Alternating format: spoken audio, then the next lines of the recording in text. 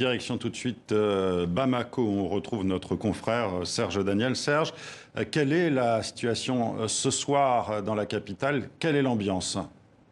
Alors, à Bamako, où je me trouve, la situation est plutôt calme. Il y a environ 2 heures de l'endroit où je me trouve, j'ai entendu des coups de feu, mais c'était des coups de feu plutôt à la verticale, en l'air. C'est plutôt calme. À Kati, où est actuellement le président de la République et son Premier ministre, la situation est également calme. Selon des témoins, notamment un confrère, les militaires ont totalement verrouillé les accès au camp et ils contrôlent les accès à des routes qui mènent vers Bamako, 15 km plus en bas. Serge, est-ce qu'on en sait un peu plus sur ces militaires mutins? Sait-on maintenant de qui il s'agit et quelles sont leurs revendications?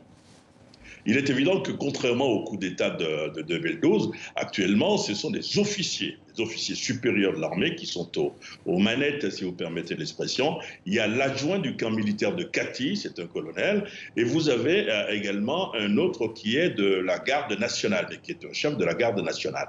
C'est une coordination, donc ils ont préparé l'opération qui a consisté à deux choses essentielles. D'abord, prendre le contrôle du camp, parce que vous savez, c'est l'une des plus importantes garnisons du Mali. Ils ont pris les armes, ils sont descendus au ministère de la Défense, ils ont arrêté les officiers supérieurs, les chefs d'état-major des armées, ça c'est très important, donc des hauts gradés, et après ils sont descendus à Sébenikoro, c'est là où le président de la République réside, c'est son domicile privé, pour l'arrêter avec le Premier ministre. Alors Serge, vous avez parlé de coordination. Est-ce qu'on sait si ces mutins ont pu avoir des appuis autres ailleurs que dans l'armée pour capturer le président malien et son Premier ministre? On sait la contestation contre le pouvoir depuis 2 mois.